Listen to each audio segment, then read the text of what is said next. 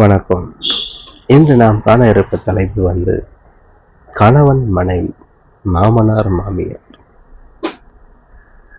அப்போ கணவன் மனைவி என்கிற பந்தம் 3 முடிச்சு மட்டுமல்ல, ஆயுள் வரைக்கும் போடக்கூடிய வேண்டிய முடிச்சுதான் அந்த 3 முடிச்சு என்பது. கெட்டு மேலும் கெட்டுங்கள் தட்டுங்கள் என்று அந்த பூக்குரல் கேட்கிறதே, அன்று மட்டும் பூக்குரல் கேட்கக்கூடாது, ஆயுள் முழுவதும் கேட்டுக்கொண்டே இருக்க வேண்டும். ஒரு நாள் மேலதாளம் கொட்டிவிட மற்ற நாட்கள் அது கொட்டுவதில்லை. ஏன்? ஆக ஒருவர் மனம் முறிந்து ஒருவர் வாழ்வதுதான் வாழ்க்கை. ஆக இருவரும் மனம் புரிந்து வாழ்வதுதான் நல்ல ரீதியான வாழ்க்கை. ஒருவருக்கொருவர் விட்டு கொடுத்து வாழ்வதும் இதுதான் ஆக சிறந்த பண்புகள் ஆகும். மாமனார் மருமகளை திட்டுகிறார் என்றால், கணவன் நம் அப்பா பேசுகிறார் அப்படி என்று அமைதியாகி விடுகிறாரா? அப்போ இதிலிருந்து நம்மளை எவ்வளவுதான் பேசினாலும் நம் கணவர் கேட்க மாட்டேங்கிறார் என்கிற உணர்வு வருகிறது. பின்பு மாமியார் பேசுகிறார், அப்போதும் கேட்க மாட்டேங்கிறார் என்கிற இது வருகிறது. பிறகு இரவு அவர் வேலை முடித்து வரும்போது சாப்பாடு வைத்து கொடுக்கறதுல சண்டை, இப்படி ஏதாவது ஒரு இதில் மனசை வச்சுக்கிட்டு சண்டைகள் வரும். இது எதற்கு?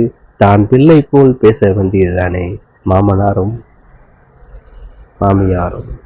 தன் குழந்தைகளை திட்டுவதை போல் திட்டிவிட்டால் அந்த பிரச்சனைகள் வர வாய்ப்புகள் இல்லை. ஆக ஒவ்வொரு வீட்டிலும் நடக்கக்கூடிய பிரச்சனைகள் இதுவாகத்தான் இருக்கிறது. ஆக மாமனார் மாமியார் என்கிற அந்த ஒரு ஹெத்தை மெயின்டெனன்ஸ் பண்ணுகிறார்கள். அந்த ஹெத்தை மெயின்டெனன்ஸ் பண்ணாம, ஏன்னா இயற்கையில் நீங்க ஒரு மருமகளாகவும் நீங்கள் ஒரு மருமகனாகவும் இருந்திருக்கிறீர்கள், மகனாகவும் இருந்திருக்கிறீர்கள், மகளாகவும் இருந்திருக்கிறீர்கள். இப்படியெல்லாம் கடந்து வந்த பாதையை நினைத்து பார்த்து பேச வேண்டும். நான் இது எல்லாருக்கும் சொல்லிக்கிறதுல குறிப்பிட்டவர்களுக்கு மட்டும் ஆக சிறந்தது நல்ல ஒரு ஒழுக்கத்தையும் பண்பையும் கடைபிடிக்குமாறு. இல்லை என்றால் அந்த சண்டை போடும்போது அந்த குழந்தைகள் இருந்தால் பார்க்கும்போது வேதனைகள் அடையும். அப்போ அவர்கள் பிஞ்சு வயதில் நஞ்சை கலந்தது போல அவர்களும் அது போல செய்வார்கள். இன்றளவும் 5 வயது குழந்தைகிட்ட கூட நாம் பேச முடியவில்லை. அந்த அளவுக்கு மெச்சூரிட்டியா பேசுறாங்க. அப்ப அவங்க முன்னாடி நடந்துக்கிறது பண்புகள் மிகவும் மோசமாக வருகிறது.